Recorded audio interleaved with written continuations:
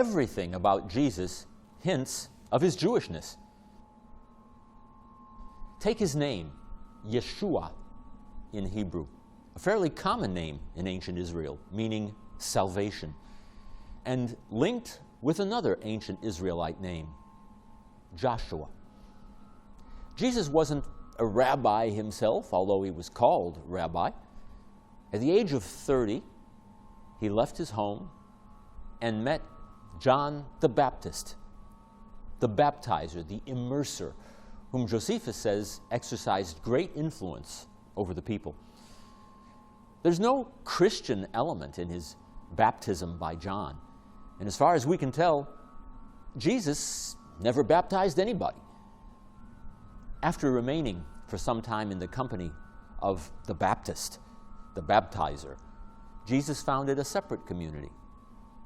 This was perhaps because he viewed the kingdom of heaven as being realized in the present, while John the Baptist regarded it as a future messianic aspiration. Jesus went on to select 12 students, talmidim in Hebrew, or disciples, teaching them about many things. But in what language did he speak? Until recently, it was believed that the spoken language of Jesus and his disciples was Aramaic. But today, with the discovery of the Dead Sea Scrolls, it's hard to deny that most people, even if they knew Aramaic, were also fluent in Hebrew. Jesus was no ignorant peasant. He was deeply acquainted with both written and oral law. Consequently, the sayings of Jesus are also an important source for our knowledge of the world of the Jewish sages. They pave the way for our understanding of oral law, halakha, and the Jewish commentaries. Let's face it, it's virtually impossible to understand the essential words of Jesus without having some familiarity with rabbinic literature. Jesus lived in a Jewish world in which both written and oral law were flourishing, and that world was dominated by a party known as the Pharisees. Here's what Josephus wrote of them.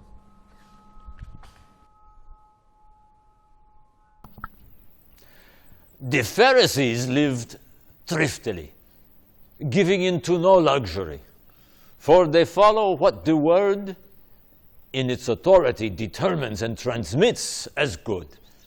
They believe that to keep what God wished to counsel is worth fighting for. Out of respect, they defer to those advanced in years, nor are they so bold as to stand in opposition to what the elders have proposed, while claiming that everything is affected by destiny. They do not deprive human will of power in these things. For it occurred to God to make a combination and to admit to his counsel the will of men, with its virtue and its vice. Their belief is that there is an undying power in the souls, and that under the ground there is an accounting to reward and punish those who were righteous or unrighteous in this life. Eternal punishment is offered to the latter, but recreation in a new life to the former.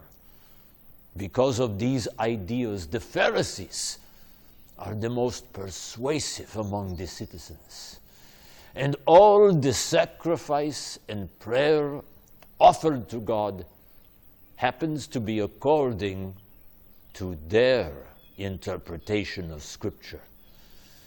In this way, those who live in the cities have witnessed to their virtue in devoting themselves to all the best in their words and way of life.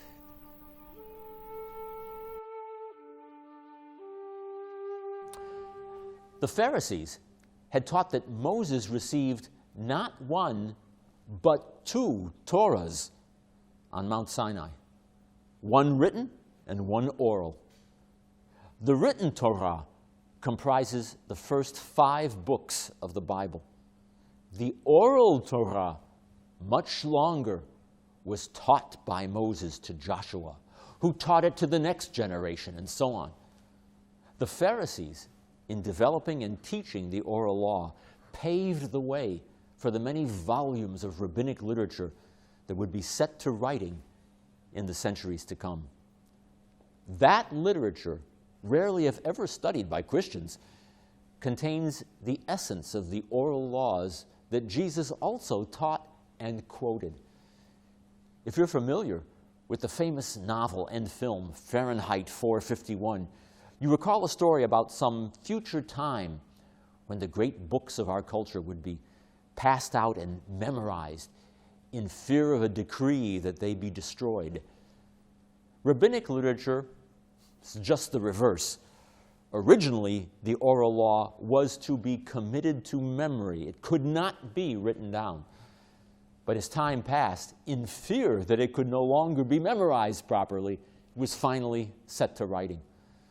The result was the Mishnah, a collection of laws, 63 tractates of them, edited, the proper term is redacted, by Rabbi Judah Hanassi in the year 220 of the Common Era.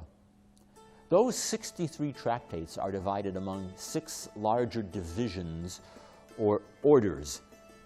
Zra'im, or seeds, dealing with prayer and blessings, tithes and agricultural laws. Moed, or appointed time, containing Sabbath and holiday laws. Nashim, or women, relating to relations between a man and his wife. Nezikin, or damages, all about tort and property law. Kodashim, or sacred things regarding temple service and the laws of sacrifices. And Toharot, or pure things, having to do with attaining a state of ritual purity. Many of these laws cover areas in which the written Torah is silent. For example, the Torah forbids work on the Sabbath day, Shabbat. But what constitutes work?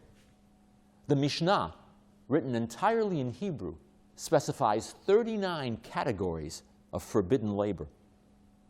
In another passage, Deuteronomy 8:10, we read, "When you eat and are satisfied, give thanks."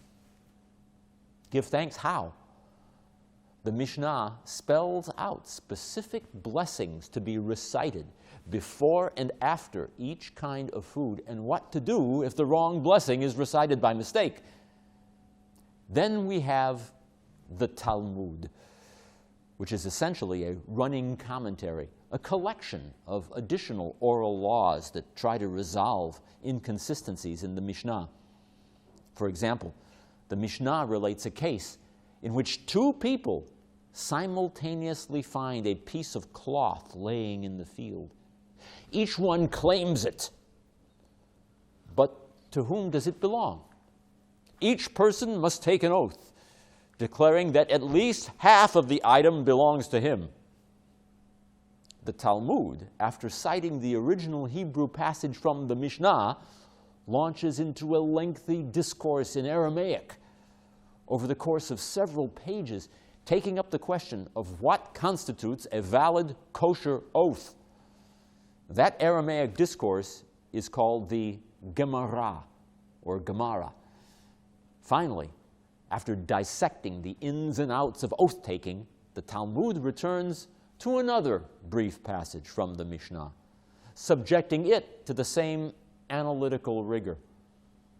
The simple rule of thumb is Mishnah plus Gemara equals Talmud. Bear in mind, the Talmud cannot be read.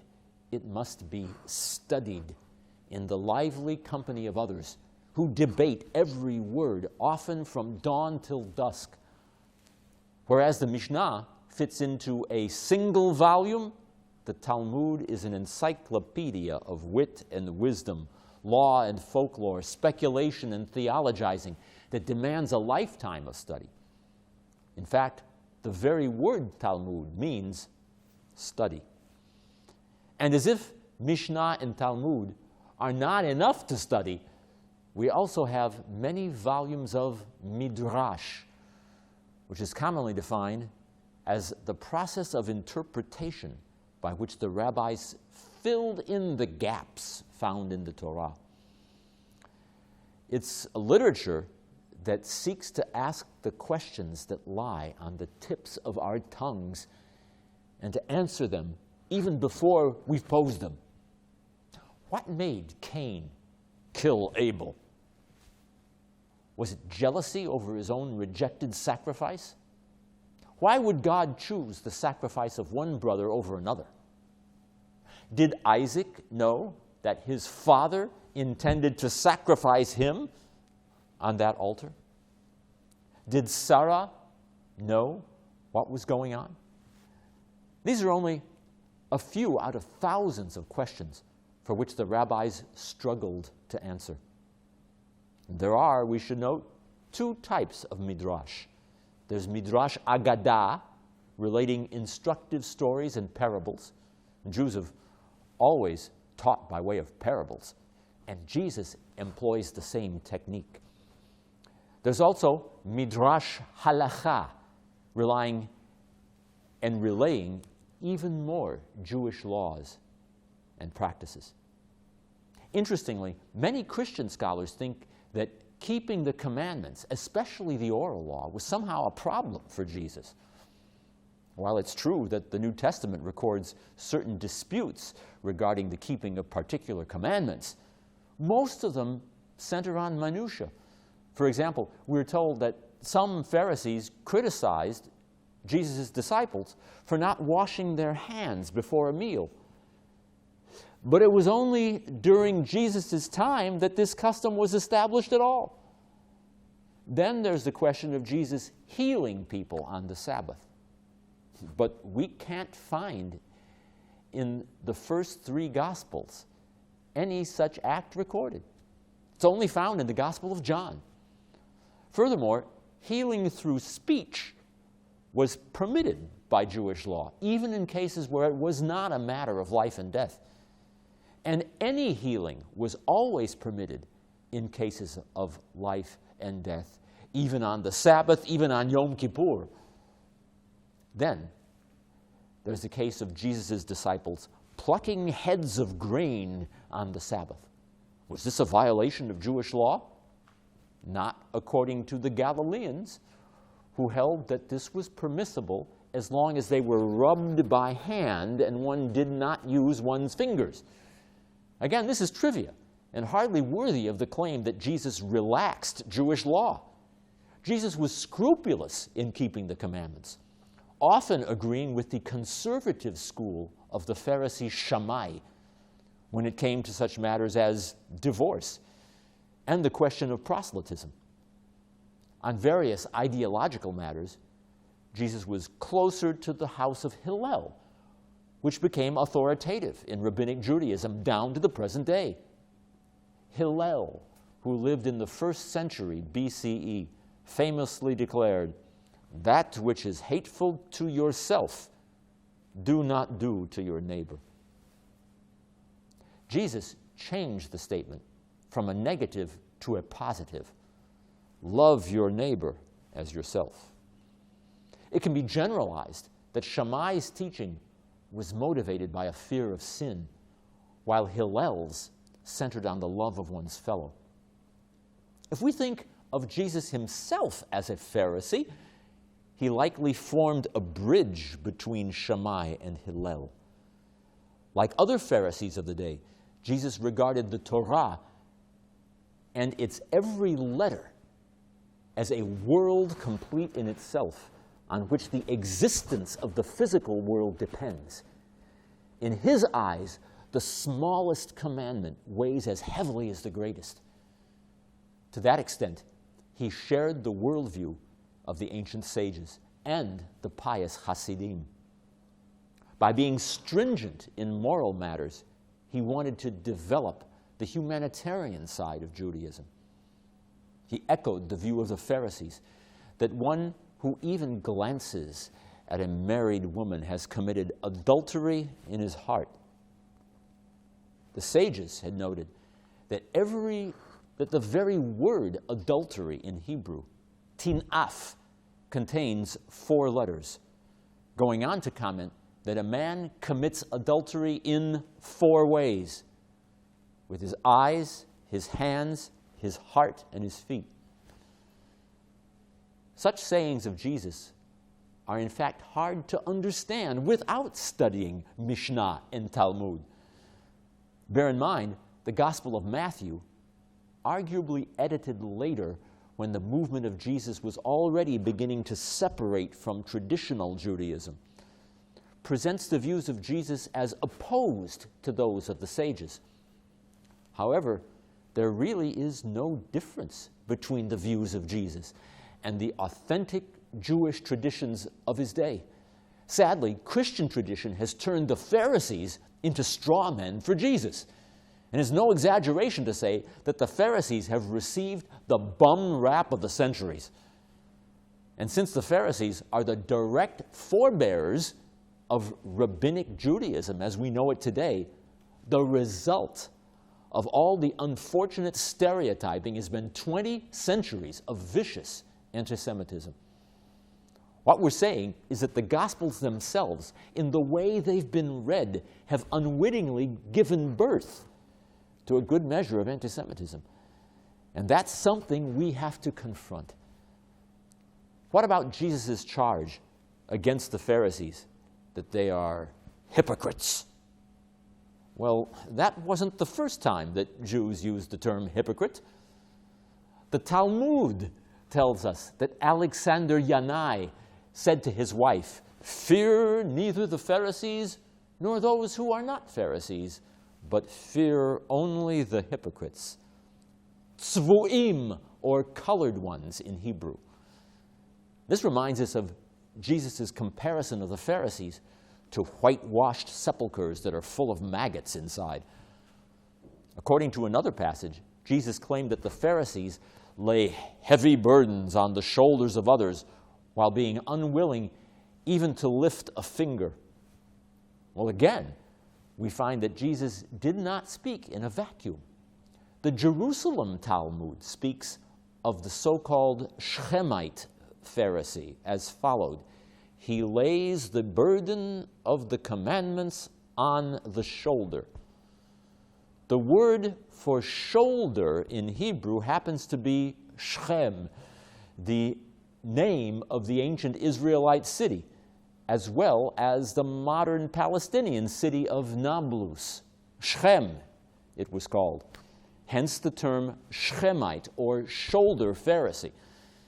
It seems that Jesus and the Talmud are on the same page, so to speak.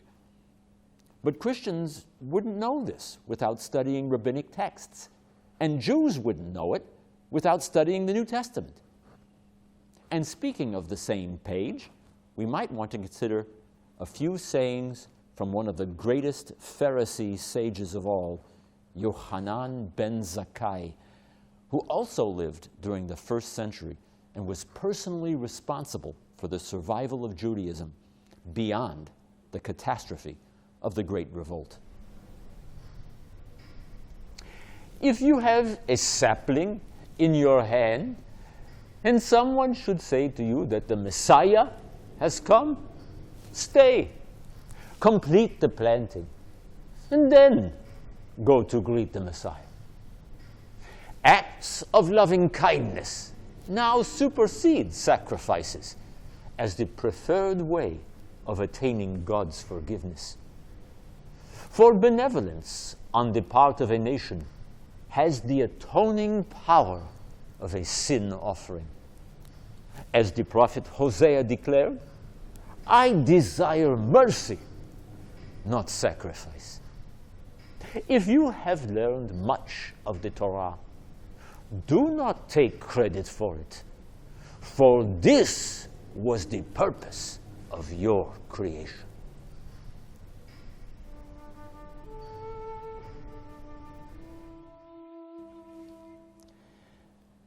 Ben Zakkai, like Yeshua, also warned against an obsessive devotion to study, emphasizing that piety was just as important as scholarship.